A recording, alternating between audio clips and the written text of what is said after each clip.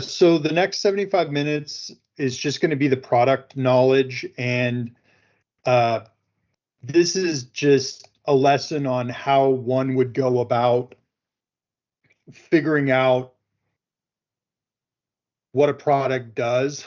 So you join a company, they have some software, it does something for the customers, and then you have to figure out how it does those things so that you could talk about it and sell it to the other people. That's basically it. So yeah, by the end we'll be able to do this, and we'll do some practice. There's also a handout for this, and then I've also just picked some companies that we can kind of go just around the horn and like maybe try to figure one out ourselves, and then we'll go and do the exercise in the groups. Um,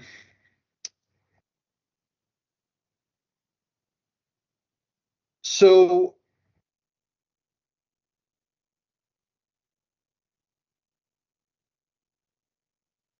we've talked about a lot already that more so than maybe other fields you may have sold in, tech sales, SaaS sales, the industry as a whole is very problem oriented. They don't have almost any ideas about, like what people should be doing. They're always, as a best practice, figuring out what people are doing and what they really complain about, and then they build the software from there. Um, Unless you're Steve Jobs and you're like, what people really need is, whatever, an iPhone that does all this stuff. He gets away with that. That's not really what most of software and tech is about, though. So those are very rare. And those are people that are very powerful for that reason, that they actually push everybody into doing something new. But most companies are like, no, I know what my defined problems are. Um, so we talked about empathy a lot for doing this too, which is a more emotionally loaded word, but I'd say just you want bare bones, just the scaffolding. There's sparks flying. There are people speaking three different languages, and you can't hear anything. And of course, we're like making an app that people are supposed to talk into, and there wasn't anywhere to set a computer down. So these were all data points that went into like, oh, okay. So my intuition about this problem and how I would solve it would have been super wrong if I didn't really try to get in the shoes of the customer. So, you should ask if you can talk to customers. If you get into one of these tech companies, they'd find that very impressive, actually. Like, even if they don't have them, like, would it be possible for me to talk to some of your customers that are really love your product, to try to understand, because marketing, but like people really care, like, where were you and then what's the outcome? So does that kind of make sense? Do people feel like they'd be comfortable doing that? I think the alternate is I just memorize a sheet of things to say, but I don't really have any connection to like what they do. Like increases profitability by 20. Is it, yeah, there's tons of ways to get there. So yeah, try to take on their mindset, understand the customer, and then once you're in their shoes, you can understand how the application applies to them. All right, so let's just do this with some. I thought this would be fun. Let me share some software companies, and we can kind of just work through it a little bit together, in that you would use AI to help you figure it out. You'd research these as well. They're often very good at telling you what they do because the marketing will be aimed at the customer. What does this software do? What do we think?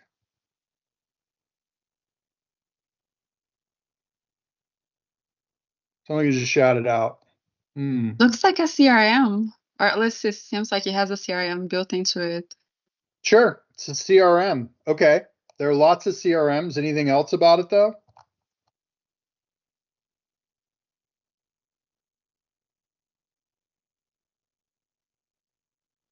Supposed to make shopping easier. Yeah, heavy online presence for customer shopping. Good. Yes, Andrea. E-commerce optimization platform for wine sellers. Hmm. Okay. It looks like their customer base might be a little bigger than just wine sellers, though. Possibly. So they interesting. They have their customers. So they serve a small, mid-sized enterprise. These regions, these are big wine regions. Oh, resources. So they'll tell us. And then these are all the different products they have. So I know this product. This is exactly that. It is for wineries, but also for wine bars, Natalie.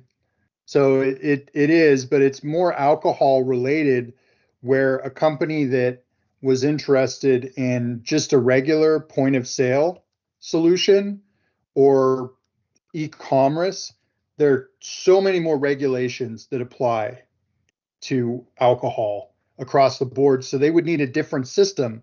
Um, yeah, so that's kind of what it was. And this is kind of what I would do. I would just kind of browse through these. The academy. Maybe I would even call them and talk to them about it a little bit. Check out what does this mean? You know, here's some vintners, like what oh cool. All right.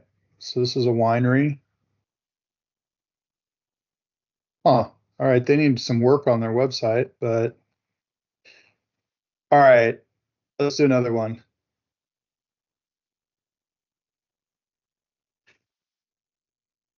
What does this software do?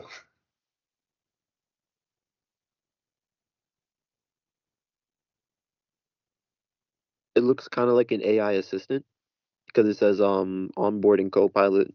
Makes me think that it's like a sort of tool for helper. Yeah, uses AI,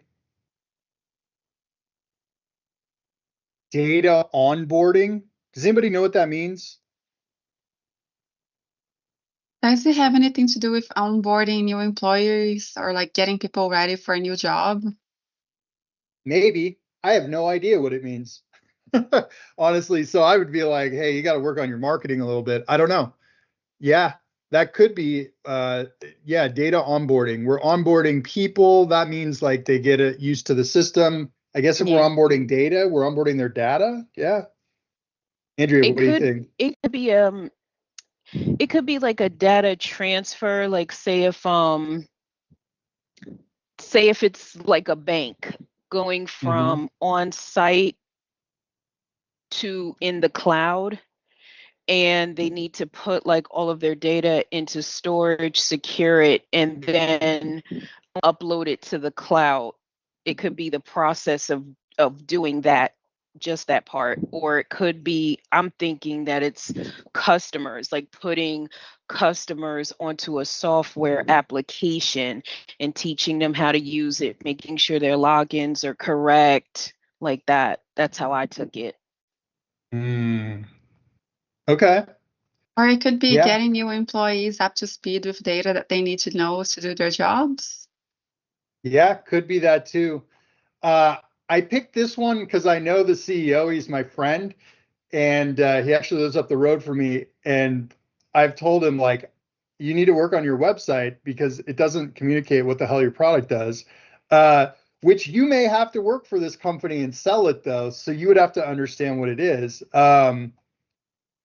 So you might have to have some conversations about what it does. So what it does is if you're like a small medical, well, this could be any company, but it applies to healthcare. So if you're a small doctor's office network, let's say you have like 20 offices and you get bought by Kaiser Permanente, you have all your data about your customers. It's highly private too. There's a ton of security laws about it. You have to pay millions and millions of dollars to like take that data and reformat it in the Kaiser system in like the same way. And so this just does that through AI. That's what their product does. So it like takes less time.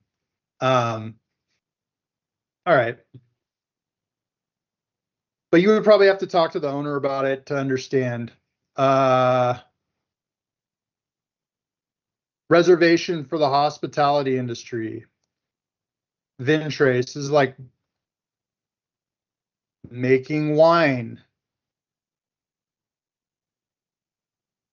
I found this other one, Pig Champ. If you want to raise pigs and you've got like a pig farm, Pig Champ helps you understand how to raise pigs really well. All right, Katrina, I'll get rid of that. I could see you grimacing. Look, I got my vegan nutrition app for you. If you had to sell this. So there's apps for everything. So maybe you would use it. I'd like try to use this.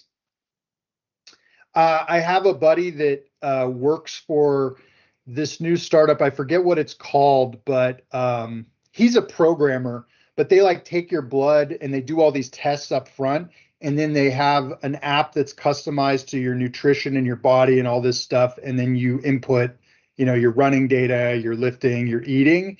So it's kind of like a hoity-toity version of that. And they had everybody there. They onboarded the employees so that they would all understand what it did, and then they could talk about it.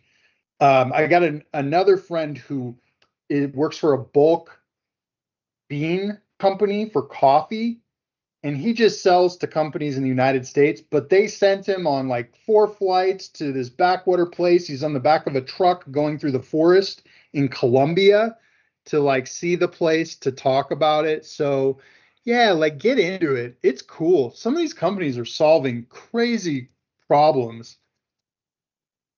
Databricks. Try to figure out what this is. We don't have time. Like I don't even know still. And I interviewed here, and I have an idea, but I don't really understand it. They go to so many companies. I have a friend that works there, and he just talks to grocery stores. So within the company, you might be more specialized to what you're applying it to. All right. I think that was a little bit mixed. Maybe we should break into groups and do an exercise on it. Does everybody have the product knowledge handout ready? Let's make a copy of it just in case.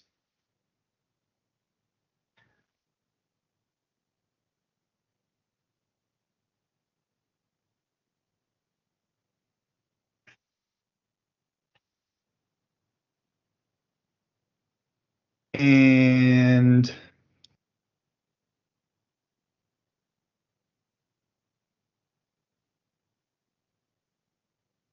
we're going to go ahead and break into breakout rooms of 4. So we have 22 minus George and myself. So 18. It's about 5 groups. Seems good.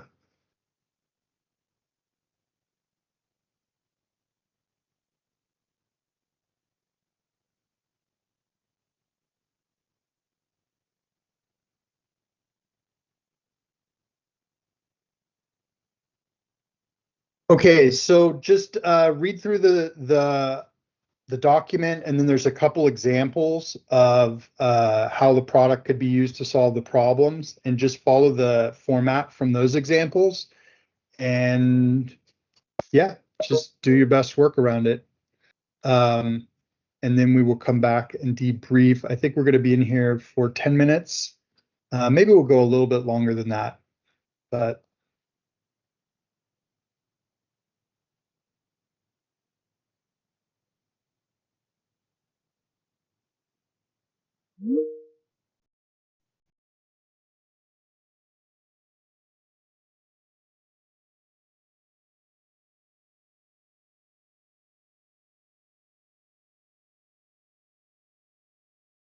Hey, how's it going, guys? Hey, it's good. How's your day going? That's okay so far. No complaints.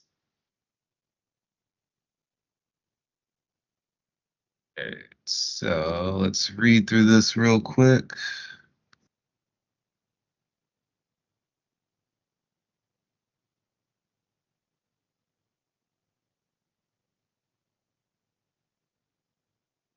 Wait. Oh, what was that last part you said?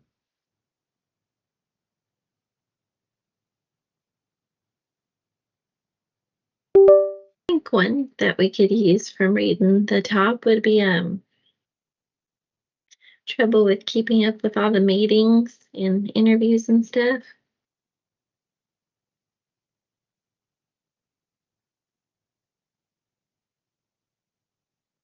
Not on the chart, it calls it task and activity management. I don't know.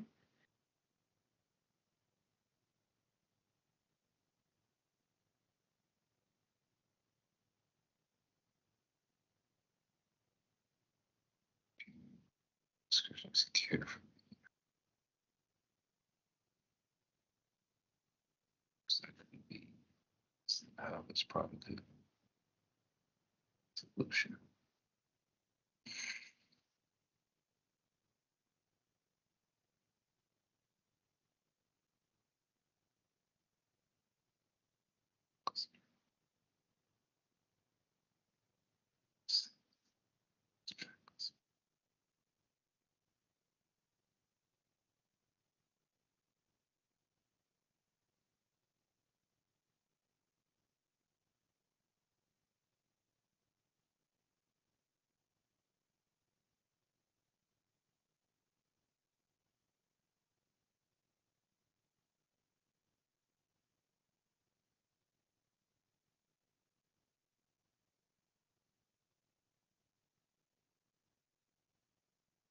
Oh, okay. Sorry, I didn't completely understand what it was asking at first. Now I get it. Took me a second. That's okay. I did too.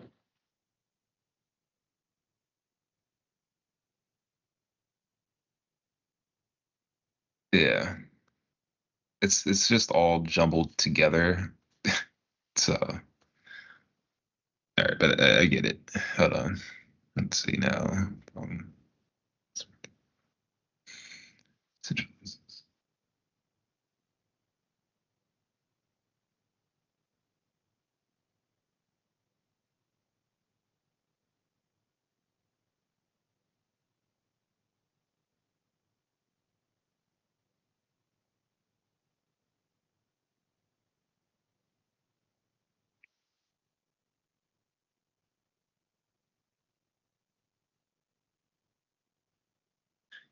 yeah. Yeah, that's why I was like, I'm just now understanding the question. So like we have to make up the problem and then use, yeah. Mhm. Yeah.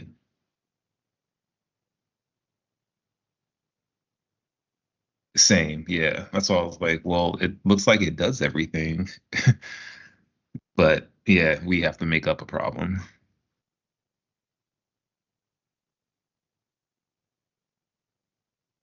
Um,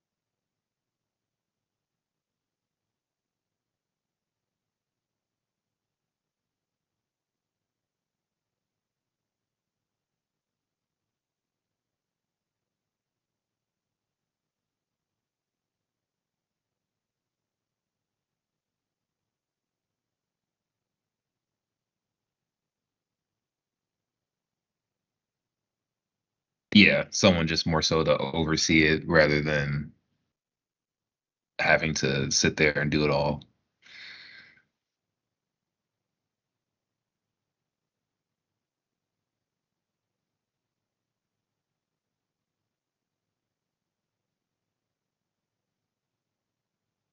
I was thinking maybe customers start complaining about the hours to get help. So the company will use the support features so they can have live AI chats anytime.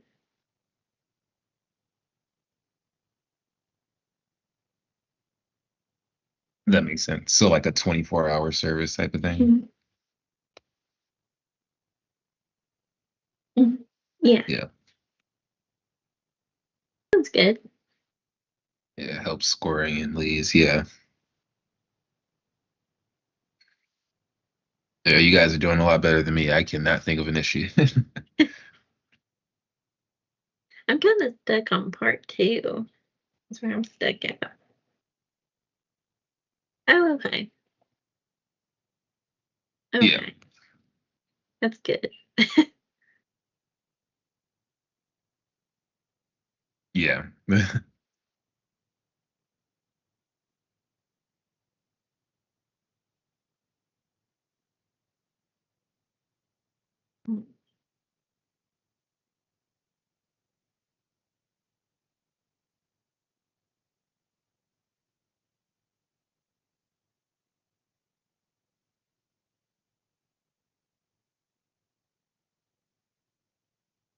How's it going, everybody? Are you getting this handout or is it confusing?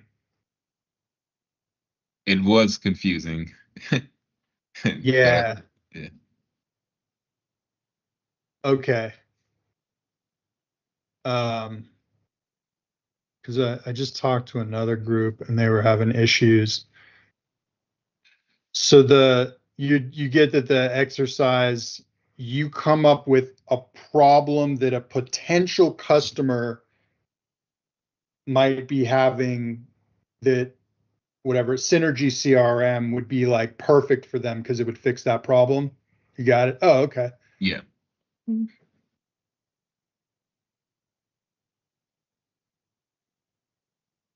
Oh, yeah. Okay. Cool. Cool. All right. Yeah, and they have tons of stuff. All right. Well, glad you guys have it. Sorry I didn't explain that in the main room. Just talking about all those companies. Yeah. Great. Talk to you later. I'll go check on the other groups. Thanks, David. Yeah, because they gave us the first 2 already. Sorry.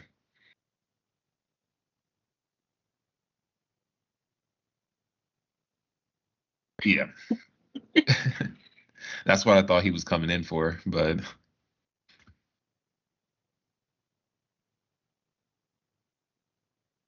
It wasn't, I'm sorry. It wasn't that bad once I kind of understood it more, but it's still hard to come up with problems because, like, the first 2 examples kind of take it. So I was like, I don't know what else to say.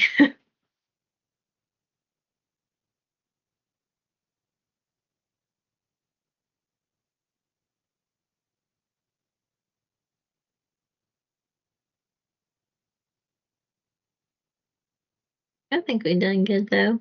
We got a lot.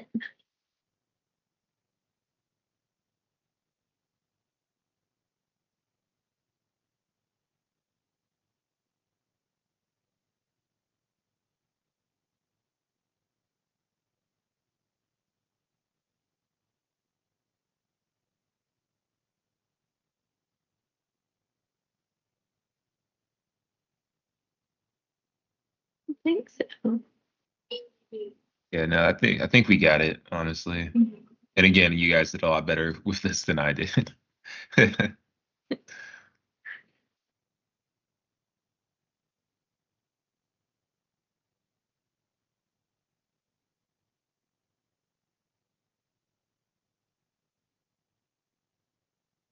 Up until yesterday, that exam kind of threw me left, but it's not like I wasn't about to pass. I just ran out of time, so I got my like basically like the last 15 questions are automatically, taken off. So I only needed 6 more points to pass. So that's 15, 6, 15 sucks, but I'll redo it today.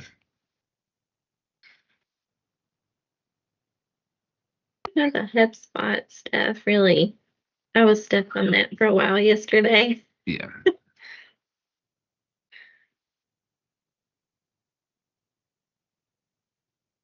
I know with the modules, I seem to do okay because there's a lot more examples and things.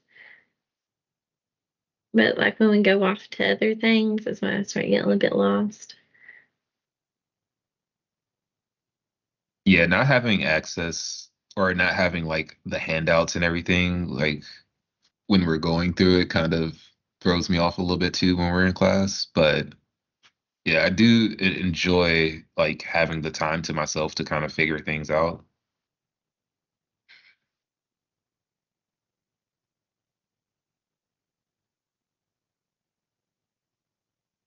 See you guys back in the room.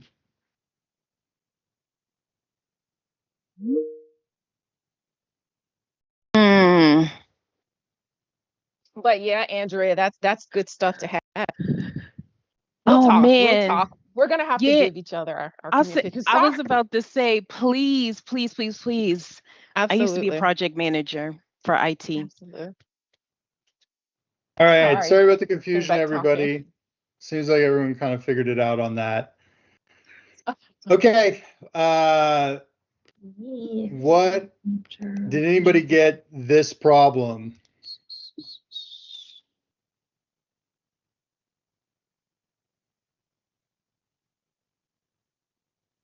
Nope.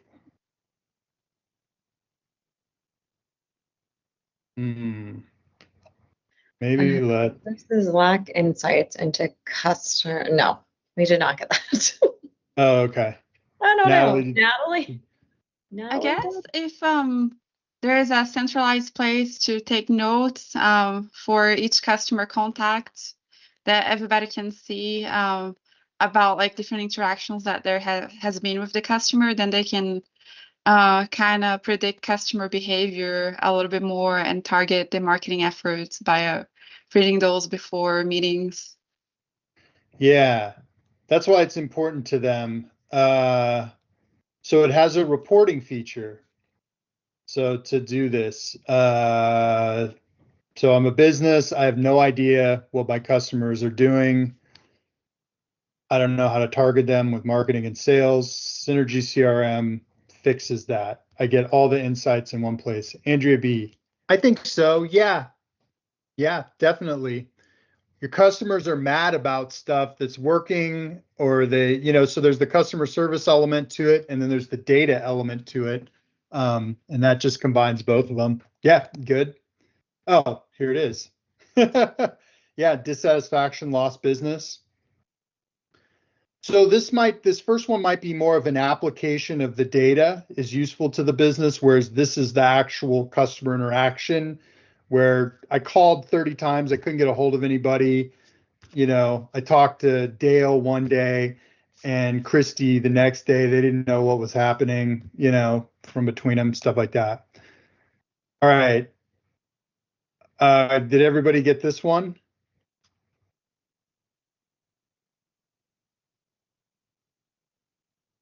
Something like it? If you have one from a group that's kind of like it, maybe talk about it. Yeah, that's exactly it. This is the big one for the CRM, customer relationship manager. I have a relationship with all my customers and I keep track of it. Totally. Logs all the customer interactions. We know every time we talk to a customer, how we talked to them, what we talked about, and we can look at what other people did in the past. And so there's continuity. Okay. What about this one?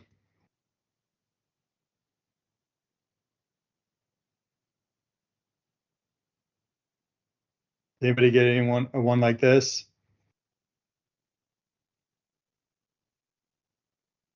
Anything like it? Natalie, let me go to Cordelia. Cordelia?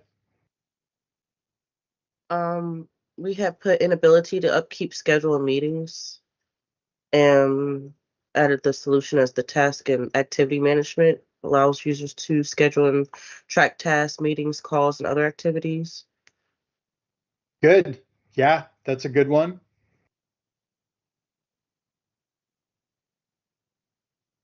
All right, other ones people got aside from this. So this one, they kind of doubled down: the inconsistent customer service, sales team management. So you understand the customers that they're complaining, but you also need to know, are you selling to them and how much? So it's kind of all downstream from not really keeping track of data. So all the solutions are like all the wonderful things the business could do if you had all the data in one place and the computer looked at it for you. Other stuff people got.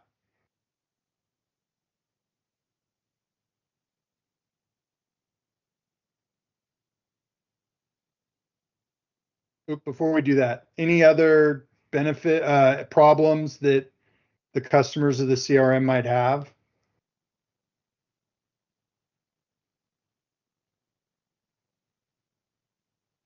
No. Does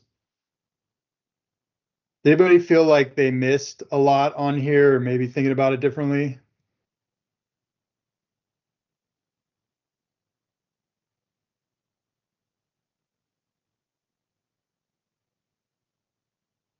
Christina, oh, did you say something? Your mic's off.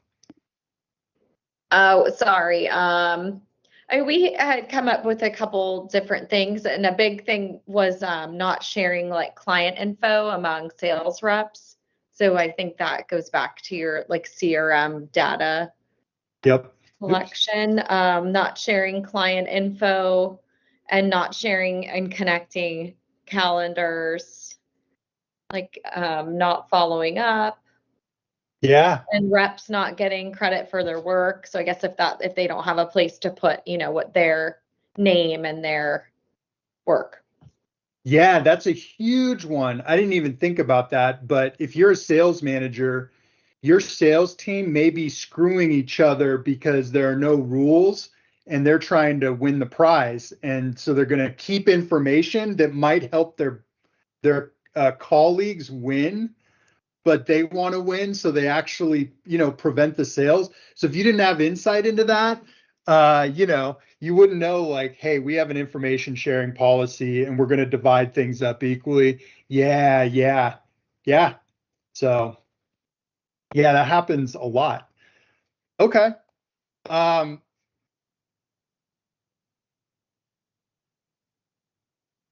don't care so much about the second question. That's probably good, but like having done it, is it challenging to determine the product problems, like what the product is solving for? Is that a difficult exercise? Yeah, some people shaking, yeah. Who thinks it's like pretty easy? Andrea does. Middle. Okay, Cordelia, middle. Yeah, Andrea, it's middle. Okay. Yeah, I think there's a certain surface level where it's pretty easy to understand what the product does, but I don't know. I think nothing's actually pretty easy, and I think that the color of people's problems are pretty nuanced. And so I find it easier in my experience when once I've failed or talked to a number of customers and tried to sell it to them, they'll often have objections where, well, actually, like that sales system, they'll say, hey, look, our current CRM system does sales tracking, so we can keep the metrics on all of the people. So it has that feature already. And you'd go, oh, okay, well, I guess you don't really need our program then, if you already have it. But maybe I talked to a customer before and they said, we really need one because the big problem in our company is not keeping track of all the sales metrics. We get a lot of them. It's that there's no interconnectivity where we can't see if salesperson A is hiding information from salesperson B. We don't have visibility into that. So they'll have like this very nuanced, specific problem with their current system. And that's where you need to know maybe the details of what your CRM does or doesn't do versus other ones. And sometimes you'll be like, yeah, sorry, we're not really the right fit for you because we had to pick and choose and you can't have all the features. But so this one's kind of like a slam dunk in that they don't really have a computer system and you want to implement a CRM system. Well, that's obvious. You know, it's obviously going to have lots of benefits. But what if they have one already? Like, what would you do if someone has Salesforce and you're trying to sell them HubSpot? They all claim to have the same number of features, you know? And Zoom Info, we saw yesterday, they all have these same features, and I think Gong does and stuff like that. So the nuance and the detail matters. So, okay.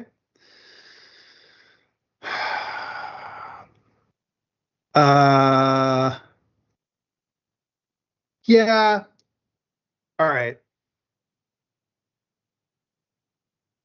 These are all great tactics. What do we think about these? I don't do well with cue cards, memorizing stuff. I actually have to talk to people and role play. And I have to get embarrassed that I forgot stuff or I said something dumb, and then I'll never make that mistake again. So that works for me. I seem to only learn through pain, but I don't know. What do people think about these as strategies for mastering it?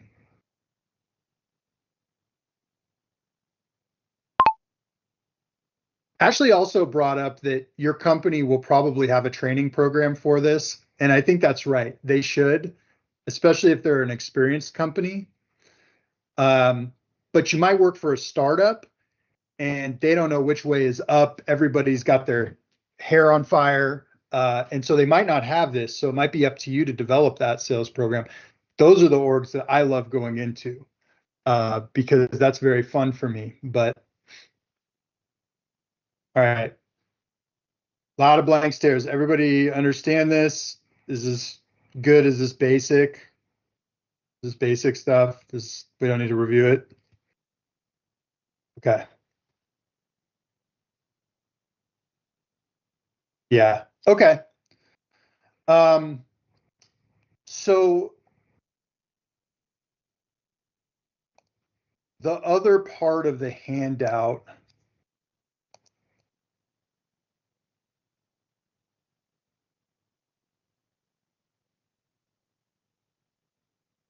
is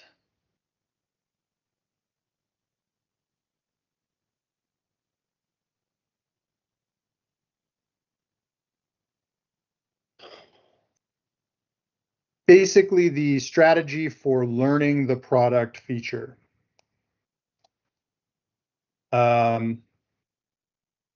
do we feel about this? Is this like pretty basic? Do you feel like we're all adults? We all know how we would learn these?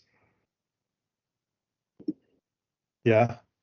Do we want to do this exercise? To me, this feels pretty basic.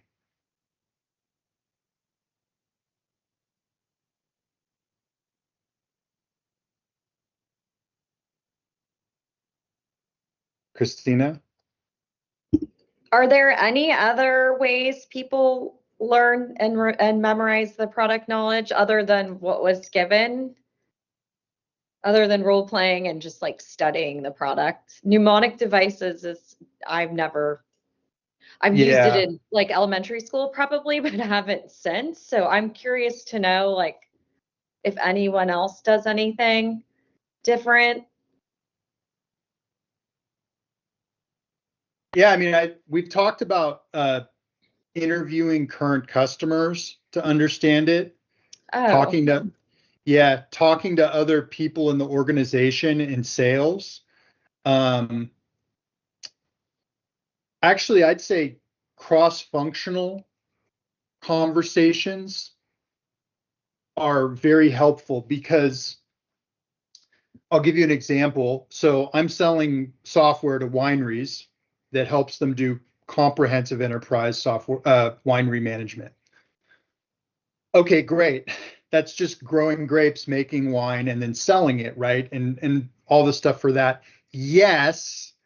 And large companies that are in the business of growing and selling wine have IT departments, and those guys have a whole nother set of needs that we don't even talk about on the the wine you're selling website. But the way the data is structured, or the way that the modules interact with each other, or the security features, they might really like that. And so you might sit down with one of the IT people or one of the developers for the software product you're selling and say, talk to me about why this is structured better. And is there anything that I might, if I end up talking to the IT department about it, that I can kind of give a plug for it, something they might enjoy, you know? So yeah, if you end up having to talk to the CEO, they're going to ask what kind of reporting you have. And so understanding, we had 123 different types of reports that could be generated from that software. And that was always like I think we have that report. Like, what is the exact structure of the data and how do you want to see it? Or maybe you have a build your own report structure. So, yeah, talk to everyone on the team. That's a good one. I don't know. Some of you have sold stuff before. How did you learn your products? Anthony. One thing that I used to do, like when I first got into like just hospitality in general, trying to upsell, was listening to other people's conversations that were more experienced than me and what Yeah. they were saying. Yeah. Yeah, totally. Hamid. Well, look at feedbacks and also look at your competitors and learn your competitors. Yeah. Yeah, that's great. There are forums for that. What's that one?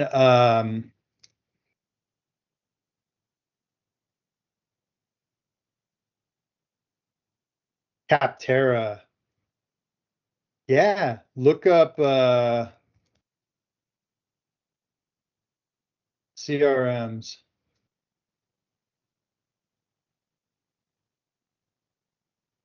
Insurance CRMs, sure. Kendra, I love you, but you're in my way. How do I get rid of this? Oh, there we go. Big X. Yeah, you can check out competitors to kind of see what does the market think that your product has versus others. Did you guys see that? That's crazy. Look at all of these different sector CRMs, you know? I bet they all care about wildly different things. Okay. Great insight, Famid. Other people that have sold before? Who owned a boutique?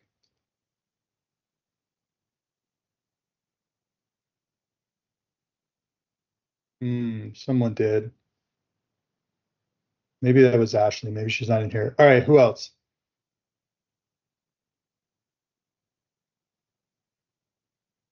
Cordelia. Normally, I would take the material home and just study it on my off time. Or if I want to like get a little more insight on something, I would Google it. Yeah. What did you sell? Can you remind me? I've sold pancakes. I've sold items for Comcast. I've sold credit card terminals. Ooh. Yeah, I've sold a lot of different things. Credit card terminals, did they tell you, because like there are lots of companies that sell them, did they tell you how they were different, or how did you kind of approach that? It was more so business to business, cold calling, things like that, walking into like small businesses. And a lot of the time people really didn't care. They just wanted to save money. So that was okay. That was one of the best things. I'm like, yeah, I can save you money. And I show them like how much they would be getting charged versus like what they already were getting charged. And they're like, yeah, we want that. So it wasn't really hard. Okay. Interesting. So they gave you this sheet of probably things you could sell them on, and then when you ended up talking to the customers, they said, yeah, whatever. I just want, like, can you give me a lower percentage? Okay, so maybe what doesn't matter is really important too. Andrea. Huh. What I was gonna say is my last job was working for Home Depot in the lumber section. So I had to learn a lot really fast about lumber, concrete, and just building materials. So um, before you even hit the floor, they give you an extensive training on each section and the main um, items within, and then each brand would have its own specialized training. You might have concrete, but there might be like 5 different vendors, and so they would have specialized training to say like, hey, we're like quick set concrete, or we're concrete for all different weather, or we're concrete for pools, like waterproofing and stuff like that. So they would give you tons of training. They give you printouts, like a quick reference guide, a cheat sheet of just facts to keep in your head real quick that you could quote to a customer. And then, in my opinion, if you wanted to learn further, the best people to ask would be those who buy it in bulk, which would usually be like contractors. As soon as you see somebody in that area picking up that item, you ask them like, hey, what do you like about this item versus that item? This concrete versus that concrete. This one costs more money. Why aren't you buying that? And they would say, oh, well, we're building a pool. And so we needed to dry fast, but still be waterproof. And, so you learn like You that learn what really from customers matters. that use it. Yeah. Yeah, yeah, totally. Famid. I have 2 questions. So Uh-huh.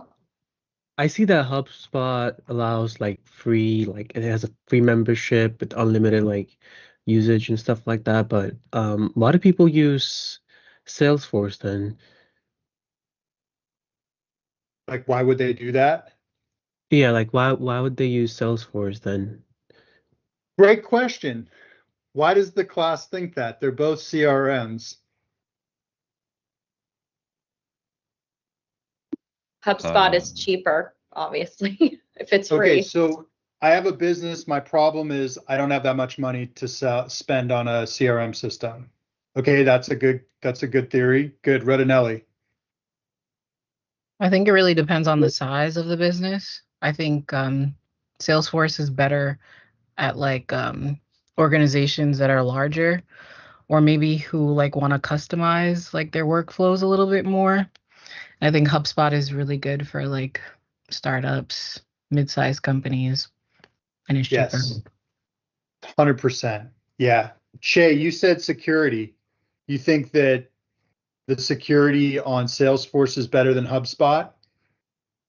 I don't know much about HubSpot, but I know for Salesforce, a lot of government companies use it. So I would think that not only government help, some hospitals use it.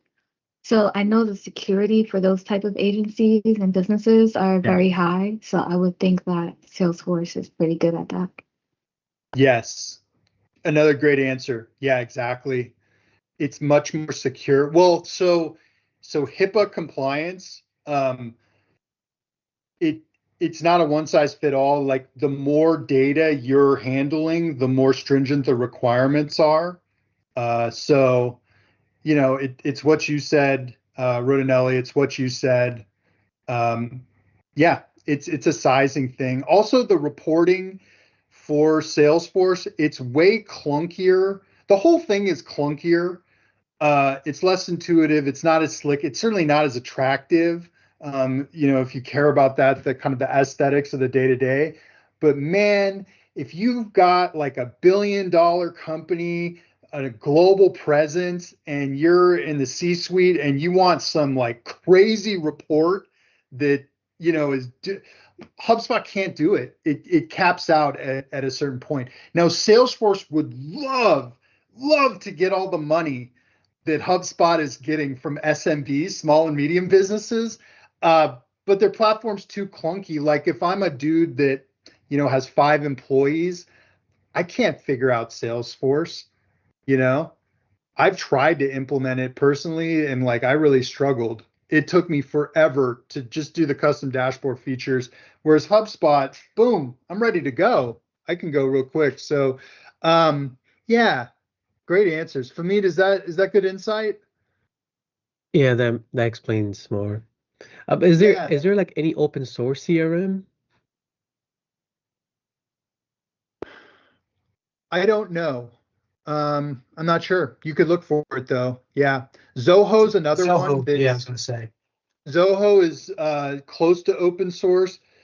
Actually, Salesforce might be open source, honestly, because part of the thing they have is there's so many people on Salesforce that it makes B2B transactions just very seamless.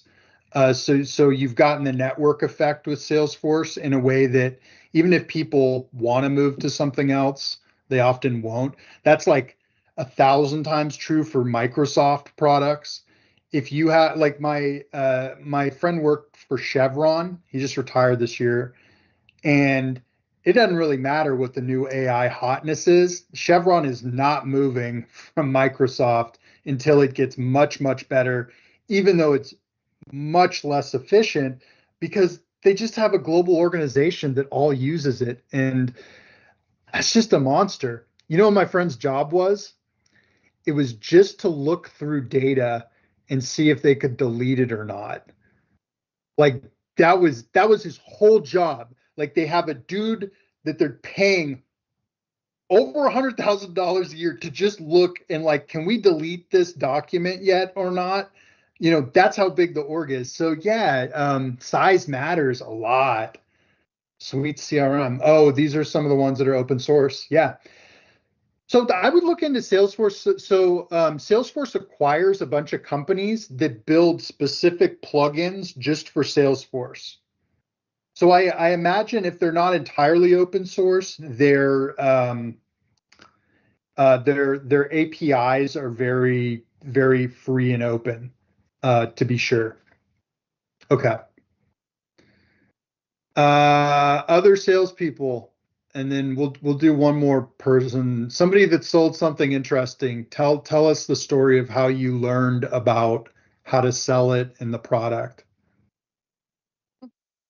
Katrina. Oh, maybe I'll tell one too. But yeah, Katrina.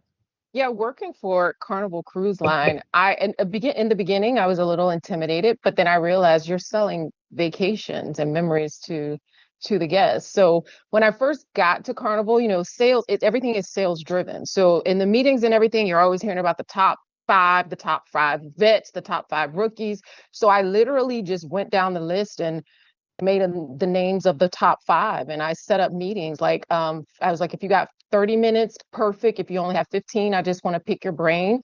And I spent more time with the rookies than I did the vets because I wanted to know, like, how did you come in here in 6 months and then you're doing what you're doing. So it was basically shadowing the rookies. I was like, I really would love to shadow you. And then my sales coach was like, most people would be afraid to even reach out like that. And this was literally like day 2 and 3, because I was sitting on the meetings and I'm like, all you hear is, because it's numbers driven. So you're hearing about all these top five. And I was like, well, I'm going to pick the brain of the top 5. And then just listening to their conversations. And the first thing that one of the veterans did tell me was like, Katrina, you know your product. Even if you don't know it now, you know your product better than the guest that you're talking to. So once you get on the call, if you lead with confidence, then that's half of the sale. So Yeah. Would you buy your vacation? I absolutely would. Like, absolutely would buy the memories. Yeah, that probably helps. Okay. Yeah, talking to different sales people that are doing it. Yeah. Let me just look at the chat. Anything?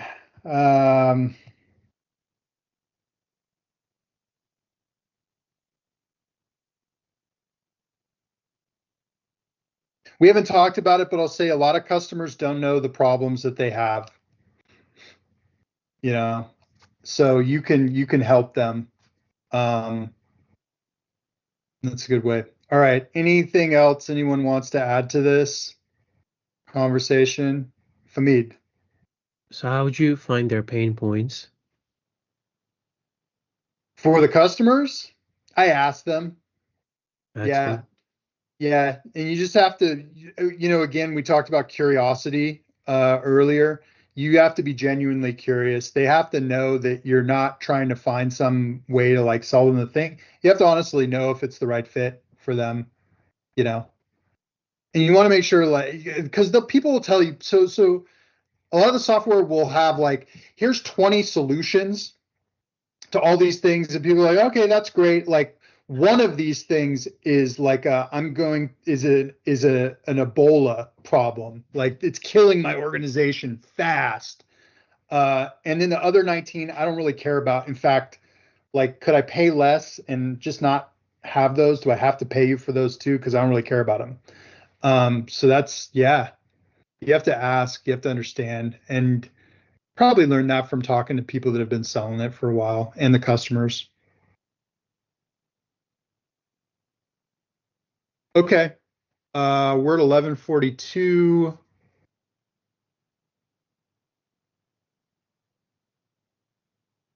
I think we have a break till 3:15.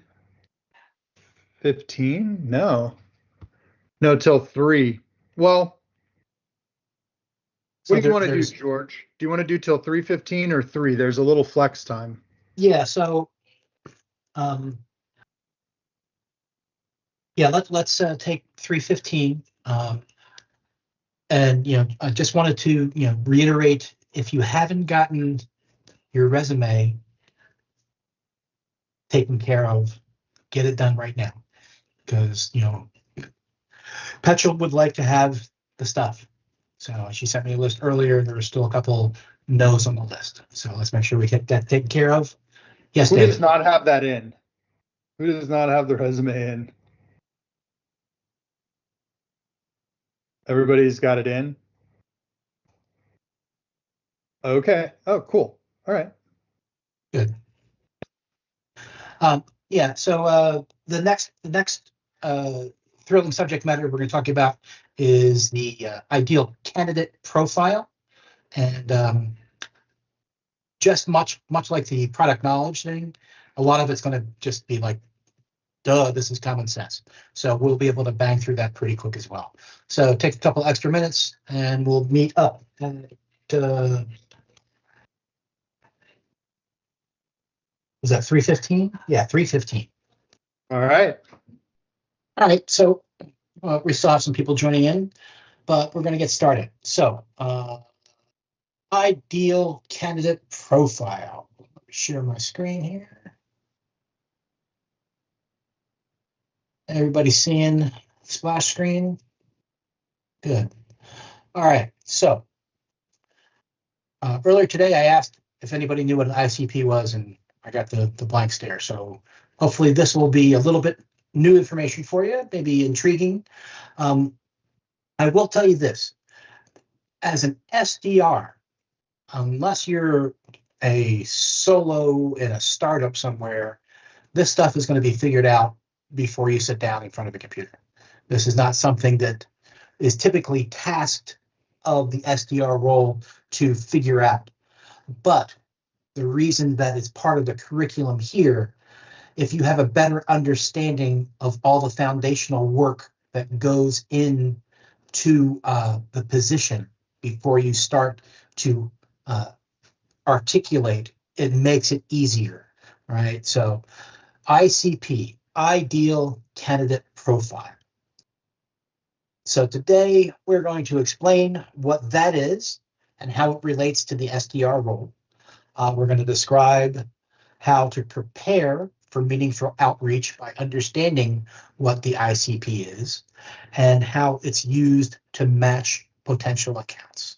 Pretty straightforward, right? So we're going to talk about it for a little while. We're going to understand, and then we're going to practice a couple of things, and we'll be out of here pretty quickly. I don't think it's going to take as long here in the 25-minute sessions because you guys are pretty on top of the game here. Any questions so far about what we're going to be doing for the next, hour or so? We're good? All right. So why do you think it's important to have an ICP? Anybody got some assumptions?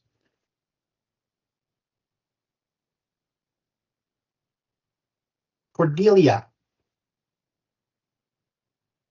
So that way you know if that's the customer that you need to reach out to for that particular product. If it's, not relevant, then that would be like a customer that might be like low prioritized compared to the next person that might have a high prioritized profile. Okay. Anybody else have some thoughts about it? Shalandria. Yeah, so I think it'll be beneficial in identifying like a target audience to better create marketing campaigns. So you'll know exactly who you're talking to. Okay. Anybody else have any ideas about why ICP? They got it. They pretty much stated. I think it's because the ideal customer, he's going to promote your product. He's going to be really excited about it. He's going to give you good reviews. And so talking to an ideal customer might give you a good overview of what makes your product important and great for that particular customer so that you can be able to tell other people about how great your product is from the point of view of somebody who really loves it. Okay. So I think, I appreciate that viewpoint, but I think we're going to delineate a little bit in terms of customer and client. Okay, sometimes that gets a little muddied. So a client is not a particular person. And we're going to go over personas later on, but the client is the business, right, that could potentially benefit from the SaaS or which we'll be talking about. And the thing about SDR for SaaS versus an SDR for a consumer good or something like that is that we want to be focusing our efforts for what's a long-term value customer. Right, this is a SaaS product is something that is not, okay, I bought it and I'm done, right? It's something that goes on and on and on and on and creates a recurring revenue.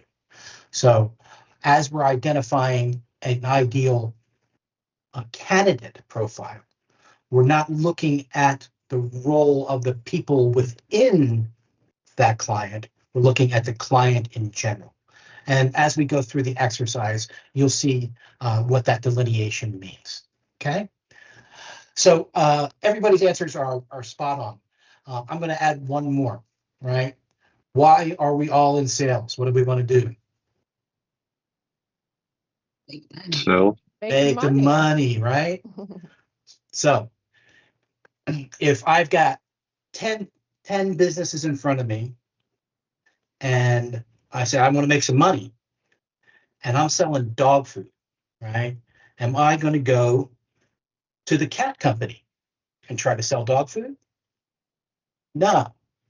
Am I going to go to the kennel that boards dogs and talk to them about the dog food? Maybe. Maybe, right? But we definitely don't want to waste time and effort trying to sell dog food to a cat owner. So that's, in a nutshell, is why we identify a client as a potential customer at the end of the day, because we want to make money. We don't want to spin our wheels. We don't want to waste time. So we want to be able to focus on those high value targets, right? So it's going to improve our targeting. Our accuracy is going to be much greater if we're shooting at something that we know we want, as opposed to just launching an arrow into the sky and hoping it lands on something that we want. So at the end of the day, it's about making money and doing it efficiently, right? So by identifying that ICP, we can target and focus and hone our language and our efforts to a more profitable spend of time. Does that make sense? That's why it's important in a nutshell. Okay, let's see what does Generations want me to say about this. George, I have a super practical example if it's helpful.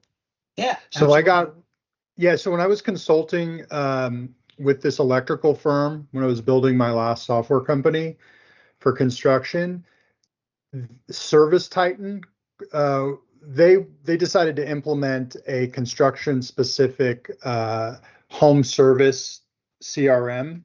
And so there's like House Call Pro, there's Jobbers, there's Service Titan, which is like the big one. So all of them, we reached out to them through their portal. So we had SDRs call us to vet. So the one from Service Titan, all the guy was asking me was, well, how many vans do you roll a day? How many customers, how many electricians do you have? And he asked like 8 different questions to try to understand how many people were actually using would use the product and how much money the firm made in the home service division, because they don't mess with people with less than, I don't remember what it was, but it's like 5. And because they found out probably that it wasn't worth their time. There was too much churn. If you were like a 3-person one, you wouldn't really end up using it. Plus we ended up going with them, and it took like 4 months to get it set up. It was a pain in the ass. It's really powerful, but not many small companies could have done that. So that all the SDR was doing was qualifying me, and they just really had it down who the firms they could work with were and who the ones that wasn't worth the time, Right. And I talked to some other guy who had been cut by them. It was just him, and he was mad at them because I guess they're just like, sorry, you're not the right person, and then they're out of there. So I don't know, maybe they could have done that better, but they were rigorous about that. Right. So as an SDR, you will be given guidelines about those restrictions, who you're going to want to select as a potential customer or not. And oftentimes there's, different acronyms for it, but the one that you'll hear most often is BANT, right? So BANT stands for Budget, Authority, Need, and Timeline. So the SDR at Titan was reaching out to David because he fell within their ICP, but did his outreach prove that it was not the right product that they wanted to sell to him because it wasn't going to make them enough money, therefore it wasn't a good use of time. So as an SDR, part of your job is that, I'm a detective, right? So right now we're looking for the field that we want to play in, that ICP, and then later on we're going to find out who in the field we want to talk to, and then find out the qualifying metrics to move it on. And they have, this field is replete with acronyms, right? You have MQLs, right? And then you have SQLs. And MQL stands for a marketing qualified lead, which means that the marketing side of the business has done a blanket outreach and says, and somebody has raised their hand through the marketing materials, then that gets passed on to the SDR to follow up to see if it's a sales qualified lead. So that's what that person was doing to David, finding out if they wanted to spend their time and resources in trying to woo his business. And that's a big part of what the SDRs do. And by the way, because I oftentimes will find myself using those acronyms and realizing later that the person I was talking to didn't understand. So to recap, ICP, ideal candidate profile, MQL, marketing qualified lead, SQL, sales qualified lead. And if I used any other ones, let me know, because they just slip out of my mouth sometimes. All right, what's the next slide?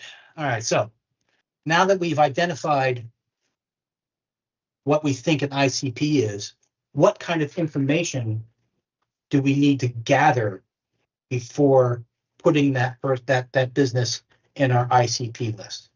What kind of information do you think we need to gather for that? Okay, Cordelia, you answered first last time. Let's give some other people an opportunity to speak up today. Naresh.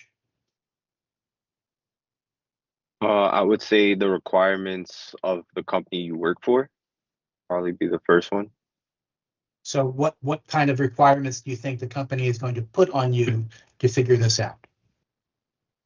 I guess like their income, if they're able to actually purchase the product, and their use or need for it. Okay. What was the thing that the SDR asked of David?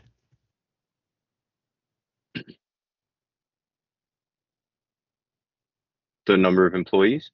Yeah. So, right, I'm not going to want to, spend time, talking to somebody who's only got, if it's a SaaS platform, you might need at least 50 before that might be a useful return on revenue spend.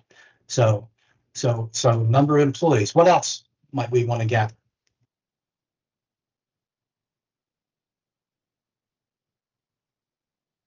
Shay, what do you think?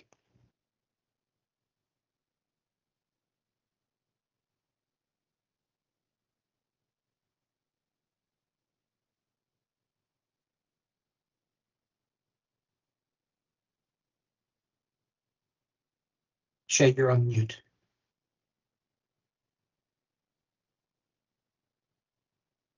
Oh, sorry.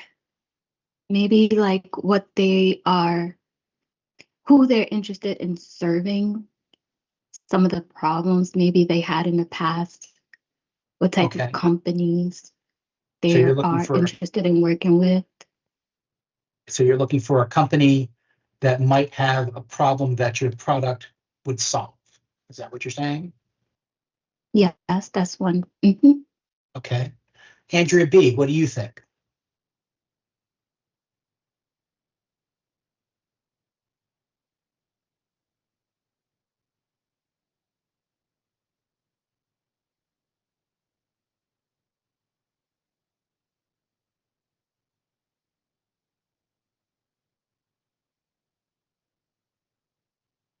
Okay, so what their current situation is, where they might be within a period of time, as from, are they in early launch, are they in funding, that kind of stuff?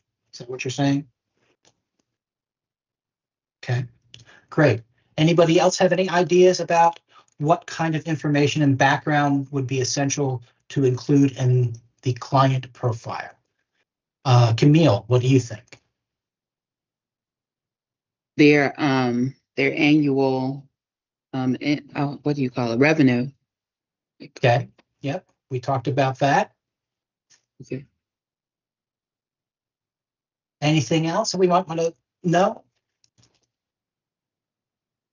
I guess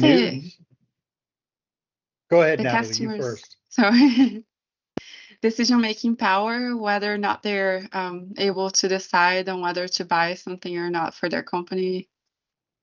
Again, that's more about a person, right? A decision maker is more about a person, not the company. Okay. David, you wanted to add something?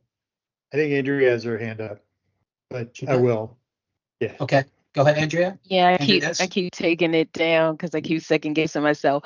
I was gonna say whether or not they're mostly on site or remote, and if the application needs to work in an office, remote laptops, or maybe even mobile. Yeah, that's a good idea. Understanding what their tech stack is and how it's utilized. Absolutely. All right, David, go ahead. Yeah, there's a number of factors. It could really depend. So you could look at when did they raise their last round of funding? Are they in a financial place where they can buy? Was there an event that makes them a good candidate to buy? Oklahoma Fire Department had this ghost ship event where this building burned down, a bunch of people died a few years ago, and you could see the software companies flocked to them because they knew, cynically, of course, but they were about to get a lot of funding to upgrade their new systems. And that was what it took to push them over the edge. So it could be a range of factors. It really depends. Yeah. So depending upon the product that we'll be pushing, right, is going to dictate what we're putting in our client profile. When I had my Apple business, I owned an Apple store for 12 years, right? And I when Apple came out with a new whiz bang, whatever that whiz bang was, I would go through my previous client list to see who I thought might be a good business for whatever that particular whiz bang that Apple came out with was. So it could be, that you're looking for product usage within a vertical. You're looking for somebody who's in a acquisition mode and they're growing. You could look at, who just got acquired by who, because maybe your product will help that merger happen. So there's lots of different key indicators that you're going to be looking at as you build the client profile. Again, this is at all theoretical because most SDR jobs that you're going to be looking at, they already have figured this stuff out, but it's important for us to understand why they figured it out, okay? Let's see, what's the next slide talk about?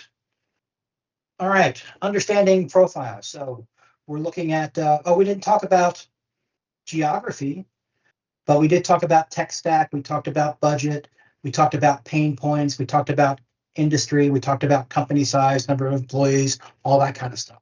So yeah, you guys did really well. Good job. All right. Next slide. All right, how can knowing the geographic location and budget impact the approach to your outreach?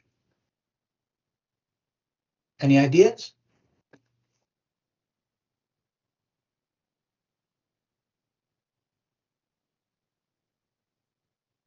All right, let me give you a scenario. I am here in the East Coast, and David is on the West Coast. I don't want to wake up or stay up at night in order to provide him tech support, because at the end of the day, I want to be done. So would it be a good idea for me to reach out to David and say, David, I can offer you tech support, but he doesn't work in the hours that I work in? Does that make sense? All right. What about, I have to deliver this much product, but the shipping cost for me to go to David is ridiculous and would eat into my profit line. So probably would scratch David off from my potential list because I don't want to eat that cost. So you can see how geography might play a role in deciding who you want to target as a customer. Right? Pretty straightforward there. Let's see, what's the next one? All right, we talked about this a little bit. It allows you to focus and prioritize who you're going to reach out. I forget, somebody actually used those words. So whoever used those words, awesome. Streamlining outreach, right? Again, you go into Zoom Info or Apollo and say, I need customers that are, have 1,000 employees and they're located in the central time zone, and give me a list. So Apollo comes back with 3,000 people on the list. How do you decide who you're going to go to on that list? You look back to your ICP and then measure the list against that to set who you go after first. So you're streamlining and you're creating a more efficient workflow because you're not calling somebody and wasting time trying to reach somebody who doesn't need your product or doesn't fall within your ICP. Now, of course, this one just makes sense, right? It makes, in order to be successful, you need to talk to the people who are going to buy your thing. So that makes sense, right? That's not a surprise to anybody, I would think. George, can I just say something? Of course you can. I have had this feeling when I've been doing it that there are like a finite amount of customers, and that like I'm like, well, they're kind of close. Like maybe I should just do it because like don't do that. Like be ruthless. Be ruthless with the ideal customer. If someone doesn't really, I mean, talk to your org, but people who focus on only the most qualified accounts, they're not going to run out. Like if your organization runs out of these for you to reach out to, like there's a bigger problem. So there's going to be plenty of customers. So be ruthless about who you spend your time on, and that they are checking all the boxes. Don't be afraid to not talk to people or to hang up phone calls very quickly, not rudely, but like, oh, you know what? We're not the right fit for you. We'll reach out later when we are. I just thought I'd put that in. Yeah, absolutely. Anybody heard the term cherry picking before? Low hanging fruit. How about that one? Yeah. That's what we're doing by creating the ICP. We are looking for the stuff that is going to be successful quickly.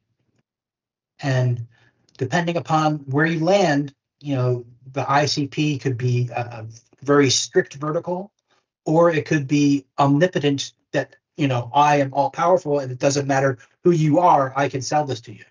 So, but you want to sell to the people who are going to be the most ready to buy, and the ICP helps us figure that out. All right, so we've got a little exercise here, and this is identifying and researching the various tools that will help us create an ICP. And there is a handout. Let me drop this in the chat.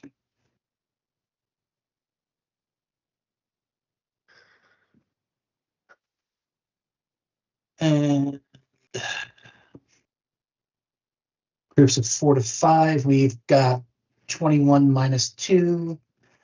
So rooms, we will need 5. Oh, David, you're managing rooms. Do you want to break out the rooms, or do you want to give up the control? Sure. How many rooms do you want? We need 5 rooms, I believe. 5 rooms? Mm-hmm. All right. So the object here is we have a little sheet for you to fill out. All right.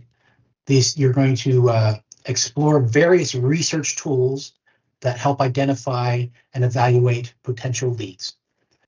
So we're going to break up into this, pass out that form.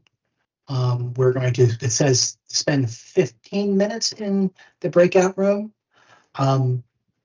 I think we've already talked a little bit about most of these tools, if it's the tools I think they're going to ask you to look at.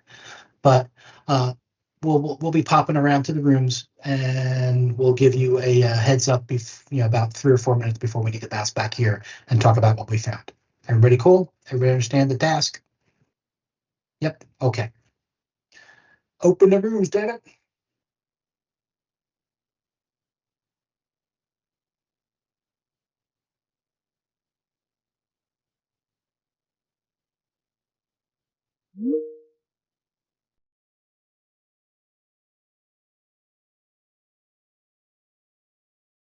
How's it going, everyone? Hello, I just put a piece of ice in my mouth. Sorry. Same. No worries.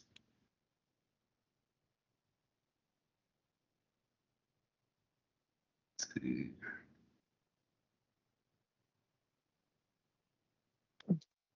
So I'll share the sheet so that it makes it easier for everyone. I don't think I've ever, Anthony, this is our first time. I think I've been in a room with everyone else. Hello, hello. So let me get here and share the doc. Do you guys think we can kind of like divvy out everything except for social media platforms?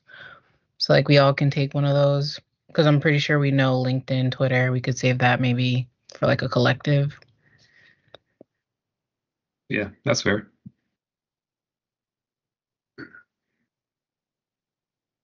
Maybe we could spend like a few minutes and then get together and talk. Yeah, let's do that. That works. I can do Crunchbase. Zoom info. So there's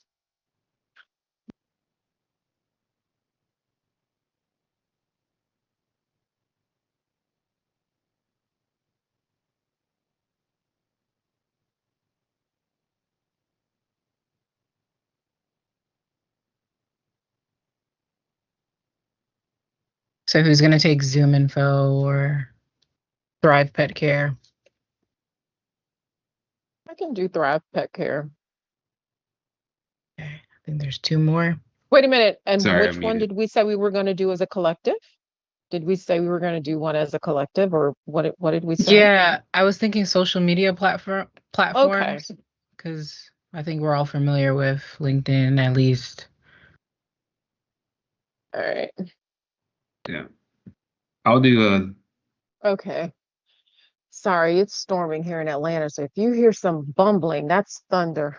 I have one of my doors open, but my cat was on my balcony and he just flew in here. But yeah, I'm ready. I was trying to find the revenue, the actual revenue for this company, but let me see if I can do a little bit more. Oh my goodness, that time went quickly. I know. it's always so random. Right? Too much time, not enough time. No, I'm sorry. And then you're just snatched. In mid-sentence, you're just snatched. Literally. All right, so let me see. All right, so I'm gonna go back to share. Let's work it on.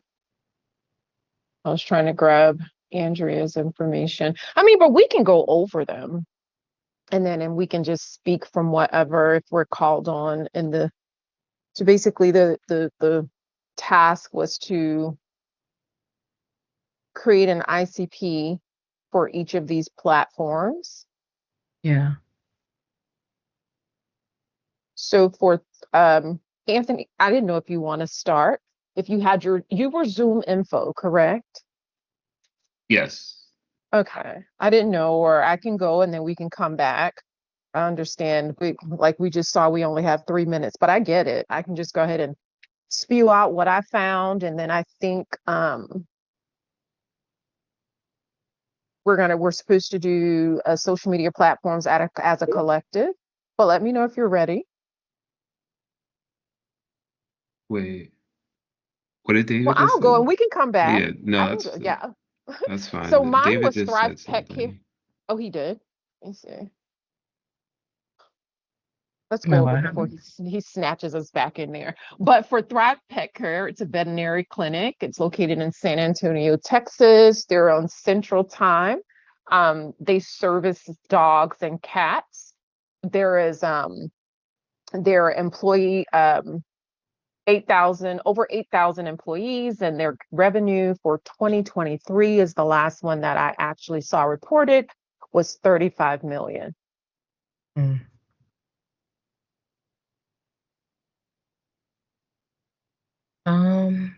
I can like put mine into here though.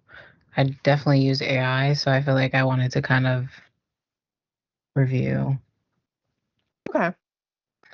So it's kind of like they use AI to gather like market research on businesses.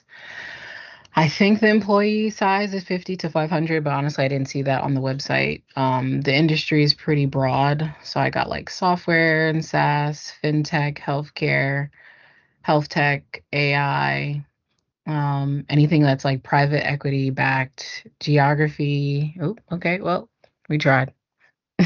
Oh, we're going back already? Let me stop Yeah. sharing really quick. We did. Sadly, but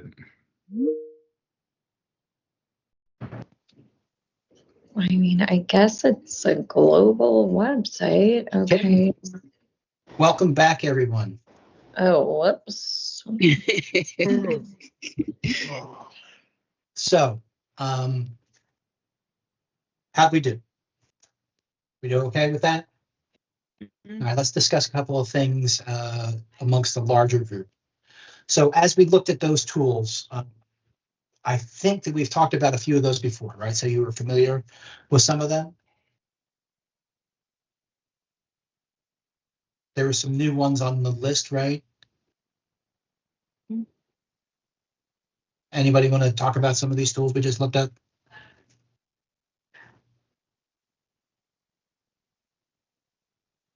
Guys, you with me? Natalie. I could talk about Zoom Info. Go ahead. So, Zoom Info apparently had a revenue of $1.2 $2 billion in 2024, and it has 3,508 employees.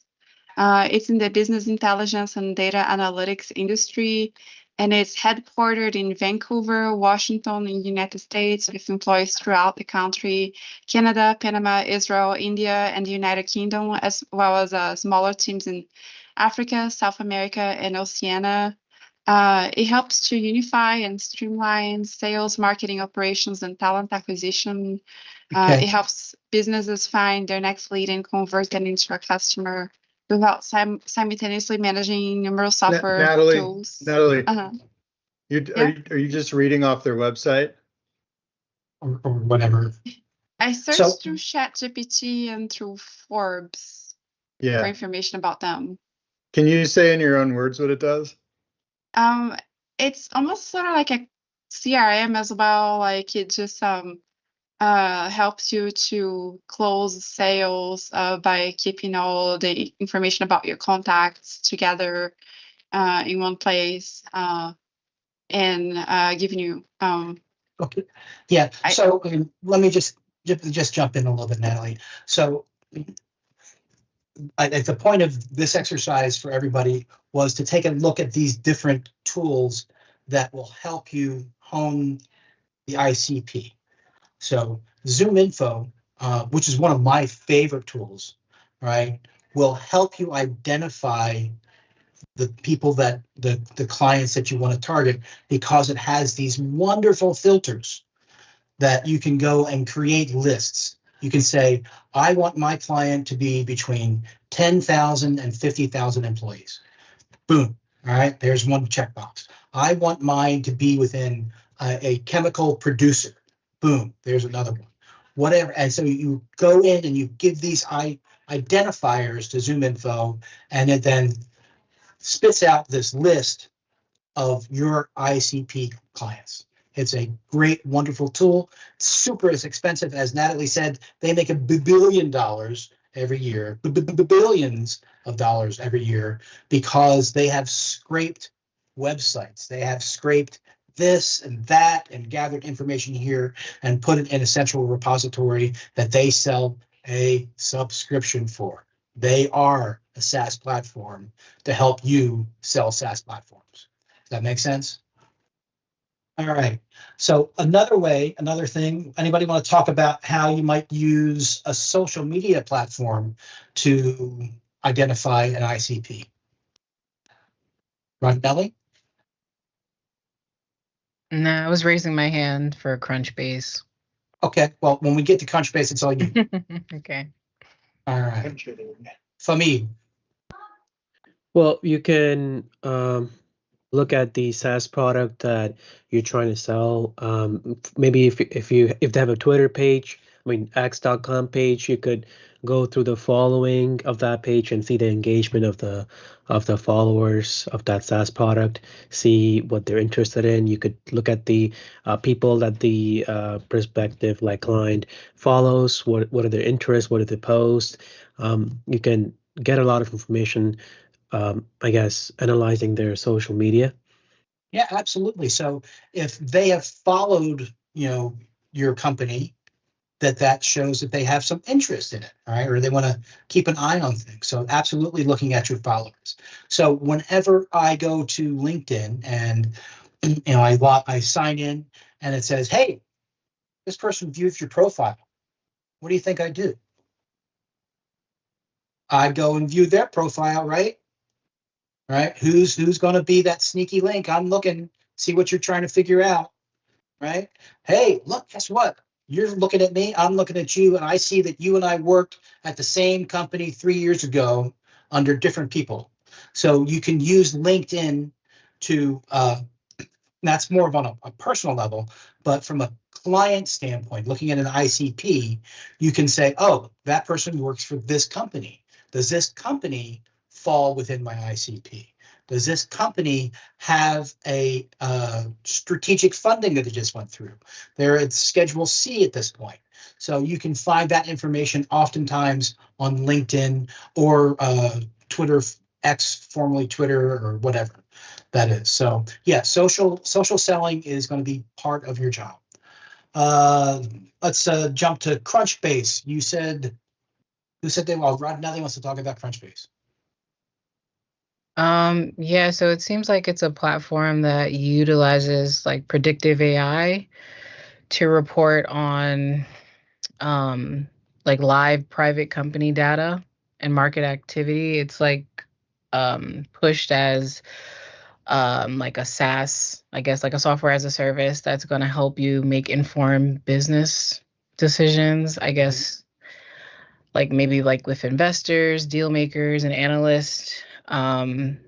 It's a remote first company, but it says that it kind of operates like between North America, Europe. It's expanding to certain parts in Asia. So, right. So you are absolutely correct that it lets you know what's going on in the marketplace with a particular company. So if I'm looking up XYZ and I see that they just got their third round of funding, right? That means they're scaling up. They're getting ready to maybe onboard a whole sales force, and I'm selling this that's going to help that sales force. So that might be a time to reach out to that person. So Crunchbase will let you know what things are happening in the marketplace with that company, whether it's financial or they just hired a new CEO or they hired a new CTO. And that CTO who's working here, I had a deal with him at the other company. So it might be time to reach out to them, because they're going to fall within my ICP. So, it wants me to ask you which tools you would consider using first while prospecting and why. So I will ask the question that the curriculum designers asked me to ask you. Who would use what and why? Famid. I guess Crunchbase, to understand to get an overall picture of the company that I'm trying to sell to, and then I would probably go to HubSpot or ZoomInfo to get more information about it. Okay. Rodnelli, you say you're going to go to social media first. Why is that? I think I would go to social media just to kind of get like a picture of I guess the company or maybe even the person, like what they're interested in, like if they're talking about certain stuff that they're having issues with. I would say like if I wanted to like be personable, I would go to social media. Okay. Remember, this is the ICP we're talking about, not the persona, not the person. So let me reframe that question. We're looking for ideal candidates. Which tool do we want to use first? Christina, we haven't heard from you a lot.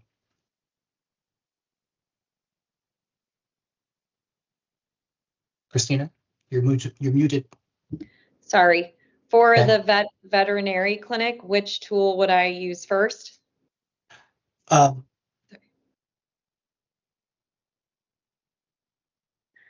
no, we're talking just about the tools now. So which, doesn't matter for the veterinarian. What tool do you think you might be used when you start your prospecting? What's going to be your go-to first tool out of the box? I think maybe Zoom info or I think data what? Yeah, probably that one. Okay. Do you want to tell me why you want to go to Zoom info? By the way, that's my favorite answer too. Oh, okay. Oh, it seems to be more comprehensive with a larger set of companies, a larger database. Okay. So they absolutely have a huge database. One of the things that I'm going to go to Zoom info first is because of their ability to filter. So if I just go in there and put, I want to talk to companies that have anywhere between 30 and 100,000 employees, it's going to come back and say, here's 28,000 companies that have that. Oh, great. I don't want 28,000. I only want 1,000. So I just keep adding more and more filters that apply towards my ideal candidate profile to get me down to those cherry picks, right? The low hanging fruit. So that's one of my favorite tools. All right. I feel like I'm beating a dead horse talking about tools. Is everybody ready to move on to the next stuff? All right, so now let me get back to. All right, so again, I think this is, I think I'm repeating myself, but this is the next slide. Why is it important for SDRs to have a clear understanding of the ICP before they engage with the prospect? What could happen if the SDR meets a customer without considering whether they might be a good fit? I think those are probably already been asked and answered, but who wants to tell me why is it important for the SDR to understand what the ICP is?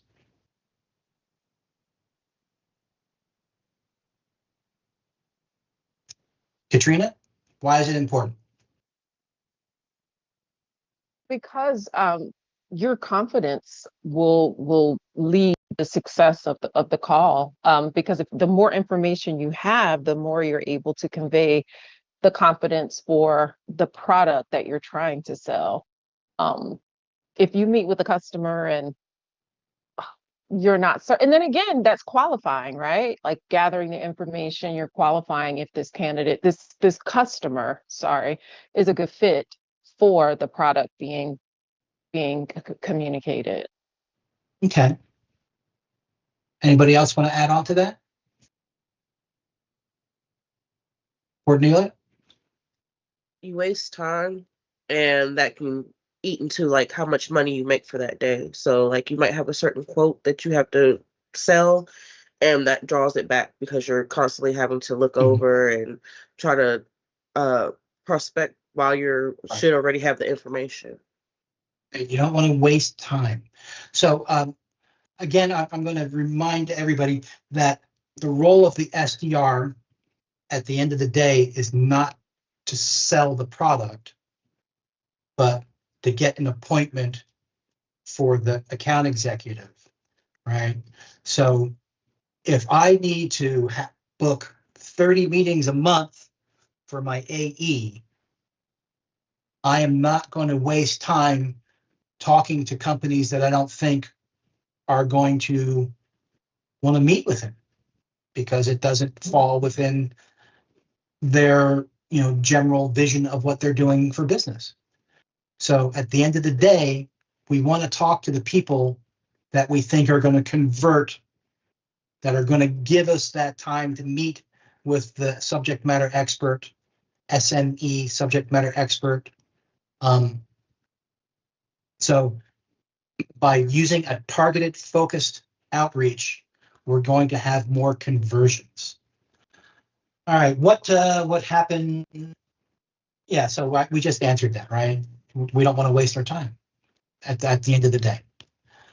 All right, how are we doing on time? Oh, good, we're good. All right, so we're going to go back into our breakout rooms and we're going to do another little scenario here. This is the ICP scenario. And now we're going to talk about that veterinarian clinic. Let me drop this into chat.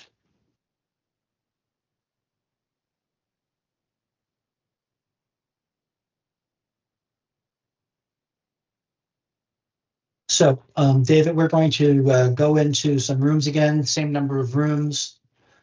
And Gonna mix it up.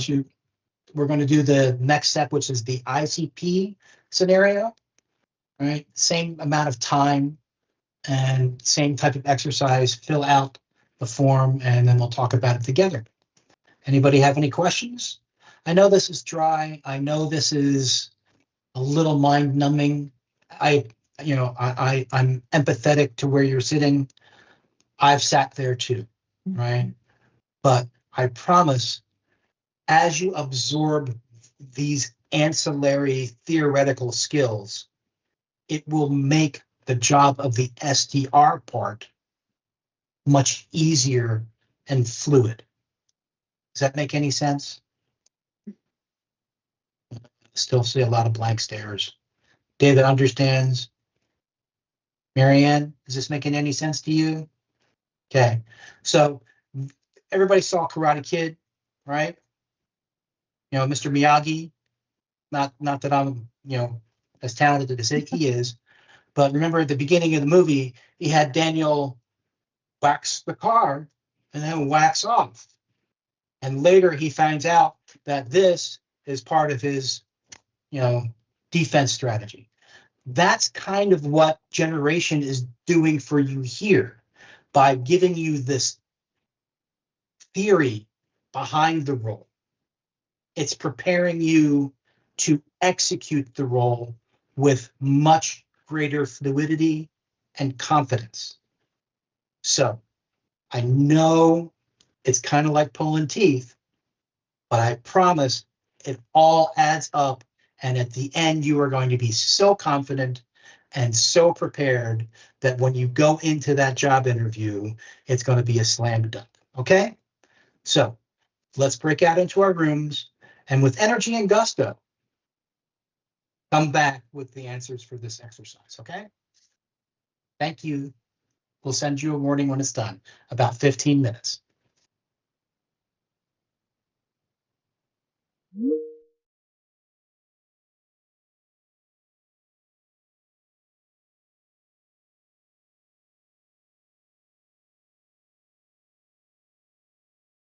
Hello, hello, hello. Hi. All right. It's storming here, guys. So my computer has been a little having some intermittent issues.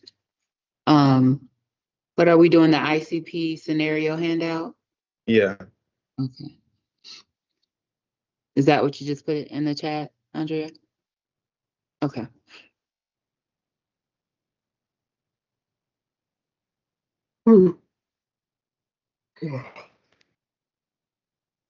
It's just this one company? Huh? It's just this one company that we're assessing, right? Yeah. Yeah, definitely. To me, it looks like they're a good match. I mean, I think the only, pretty perfectly. yeah, I think the only thing I needed to see was if San Antonio is an area that has a heavy pet population. I think that's the only thing that was missing.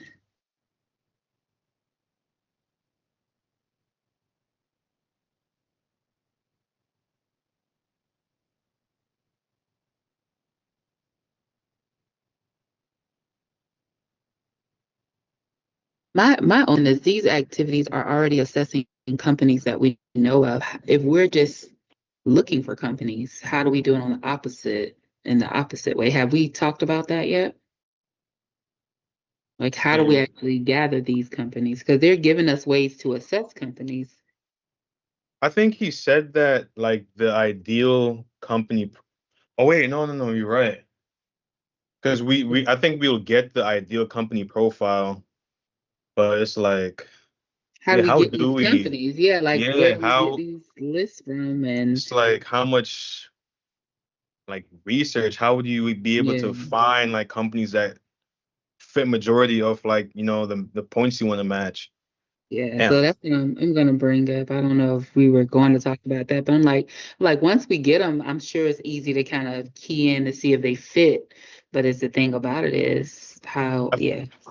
I feel like they'll give you the ideal profile and they might give you like a range of companies that you could look into. Yeah, like if we Just get a list just of leads, then yeah, like if you get a list that'll that's answer different. my question. Yeah, if we Yeah. get like, hey, here's hundreds of company that fits what we're Because I feel looking like for. that's different from just like blindly looking up companies and trying to Mm-hmm. match them with these Exactly. points. It's a lot more Exactly. difficult. Yeah. So that'll be my question on what our expectations would be there. That's a good like clarifying question. Yeah. San Antonio is around that area with large stray and roaming dog population. This a cat company, right? Cat or dog? Yes, it's an animal hospital. Okay. Yeah. Okay. Well, they definitely fit that mold too.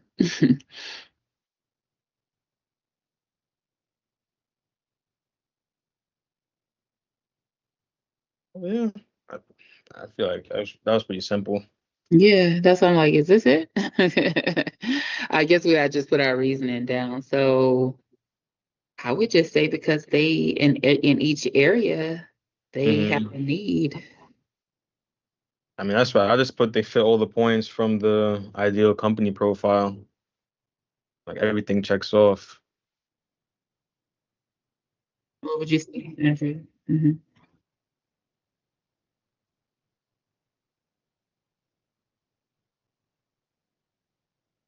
Hmm.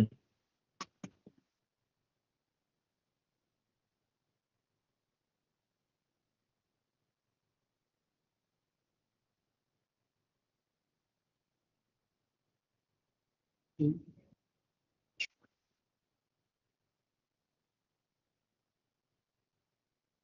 Hmm. No, yeah, no, it's specifically when I searched that portion of it, San Antonio has a large stray and roaming dog population. So they point out that they got a lot of pets there. But no, I feel like they fell within the categories on everything else as well. And then the fact of the matter is that we fit their pain points would be the main thing. We're able to answer a question for them, a need, answer a need. Yeah. Sounds like Oh, fun. yeah, that's cool. I wish I lived by the beach. I do. I It's live by the beach. I live about 2 miles from the beach. Ask me if I've been to Oh, the that beach must be yet. awesome. I haven't been to the beach. But you still get the effects of living near the beach, though. Oh yeah, I get That's the for sea breeze well-being and all and that kind of stuff. Absolutely. And exactly. yeah, but because I've lived here for so long, it's like, oh, the water's not at the perfect temperature yet. Yet if I go down to the beach, there's a bazillion people in the water. They don't care that it's not the right temperature yet. So I get a it's little not that spoiled water because yet. I'm going to go to what used to be called the Gulf of Mexico. That's 2 miles from my house, and the water is aquamarine, and it's just gorgeous. And I'm just trying to get everybody's mind off of our little ICP problem because I think you guys probably killed the exercise. Yes, right. So let me just ask the big question: was the veterinarian a good candidate profile for our company? Yep. The answer is yes. Ding, ding, ding, ding, ding. If you got yes, you win today's prize. And today's prize, can anybody guess what today's prize is going to be? Come on, somebody can Oh, guess. you're leaving early. Ding, ding, ding, ding, ding, ding, ding, ding, ding. Yeah, so I've got a couple more slides to go, but I'm not going to drag you guys out until 5 o'clock to go over this stuff. So just to recap ICP, all right? ideal candidate profile, this slide is disingenuous. It is not the ideal customer profile. The ideal customer is going to be what we call a persona. And I think that we have a lesson in that next week. Is that right, David? Something like that. So I when we're think we talking go about into it tomorrow, or tomorrow, maybe yeah. So it's next week.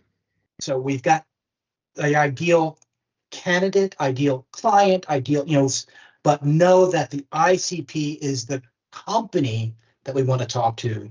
And then once we've identified the company that we want to talk to, we will identify the person in the company that we want to talk to. And the reason we do that is to Make the make the money. dollars, right? So by creating a aim first or aim before you fire mentality, it's not ready, fire, aim as an SDR. It's aim, shoot once, be done. Yeah. That's the mindset that you want to have as an SDR. You want to know that every time you're picking up the phone, every time you're sending an email, it's going to somebody who might actually give you the time of day to talk to you about their pain points and how you might be able to help them. That's what this is all about, efficiency. Making sure that we have candidates that will make us money, because that's what sales is about, right? You can say, hey, I talked to 100 people today. Great. You met your KPI for outreach, but did you meet your KPI for appointments? You're more likely to do that if you talk to 100 people that might be interested in the services that you have to offer. What's on the next slide? In what ways could insights be gained? We know this, right? We just did this. We know that if we figure out it's the right customer, they're more likely to buy from us. Closing. BSM connection. What BSM does this directly align with? Somebody? Future orientation. Well, future orientation, yeah, I can see where that might be it.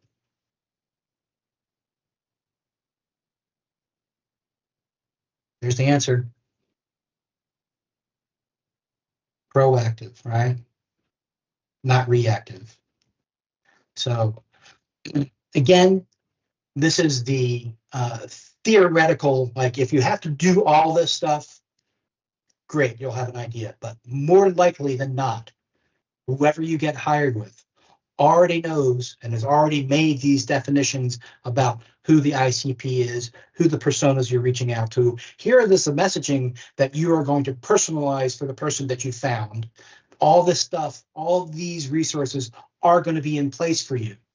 But understanding how they got there will make you more efficient and more facile in delivering the messages. Does that make sense? All right. What roles does personal responsibility utilize in research? So this is reaching, I think, a little bit, but if you take it upon yourself to make sure that you're prepared and proactive in it, then that's the BSM, right? So it doesn't make sense to run down a road that doesn't lead to where you want to go. Thank you. Questions? Anybody have any questions about this? Anybody need another recap about what an ICP is? Christina. So I was wondering when we were doing the first exercise, because I noticed that most of these are paid platforms. I'm assuming that whoever you work for is going to purchase one or all of them. Is that oftentimes the tech stack? Go ahead, finish your question. Or is that that's really the question. I mean, or do you make your own accounts and do it yourself? No, this stuff is expensive.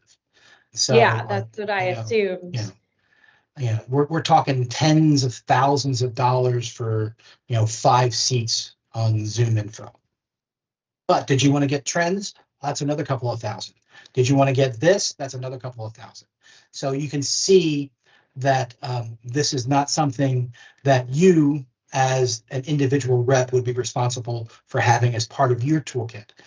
The most tech that I've needed to purchase for myself as that I thought was worth spending was LinkedIn Professional. And oftentimes the organization might stipend that for you. But by having LinkedIn Professional, it lets me dig a little bit deeper into things. But no, Zoom Info, Apollo, all those things, that's big dollars. And the companies are going to spend the money to do that, not you personally. I've had to, I spent money to get, see that? Kind of, that is a Blue Yeti microphone.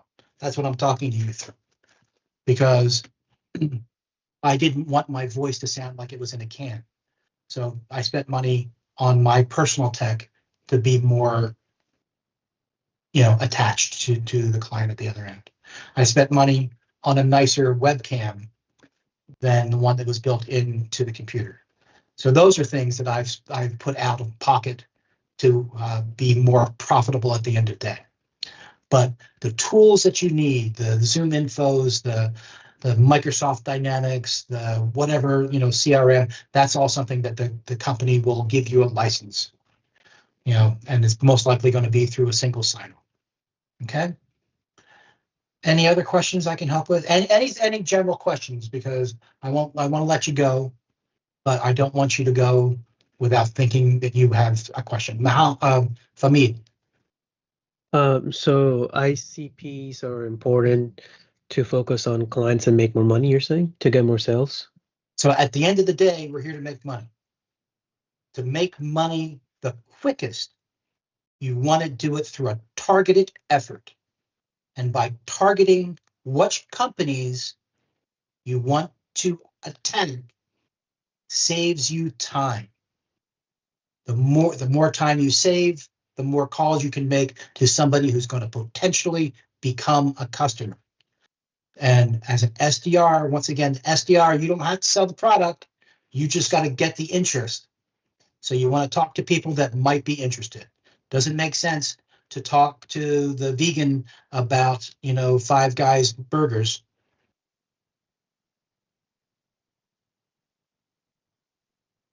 Camille, you have a question? I just want to know in general, because this is talking about how to identify the ideal candidate. In general, do companies source you with the leads to be able to then vet them through this process? Or are we also responsible for going out and pulling a large number of just rent people to vet them? Depending upon the size of the company that you're going to be landing with, 9 times out of 10, they're going to say, here's your call list. If it's a small, medium business, they might not have done that legwork. So they're going to say, Camille, we're looking for companies that are within this size and this revenue. Can you go find me some? So, but most times they're going to say, here you go. These are the people you're talking to. Thank you.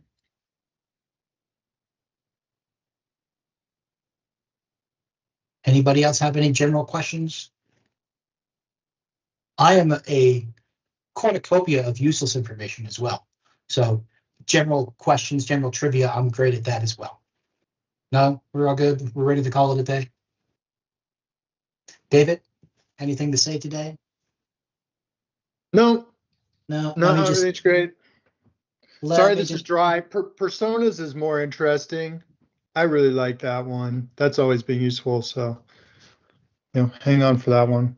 All right. So today is day 11. Tomorrow preview. Intro to interviews. We have another ICP. Another ICP session. All right. And then we've got office hours and makeup stuff. So tomorrow will also be a catch-up day. So if you still need to upload your cert, or you still need to retest to take that cert, you'll have some time tomorrow to do that. Other than that, I've got nothing else for you today. Besides, I'm proud of you all for not falling asleep during my ICP lessons. Okay. Okay. All right. I'll see you tomorrow at 9 o'clock, everybody. Have a good Take care, evening. y'all. See you tomorrow. Take care, everybody. Thank you. Bye.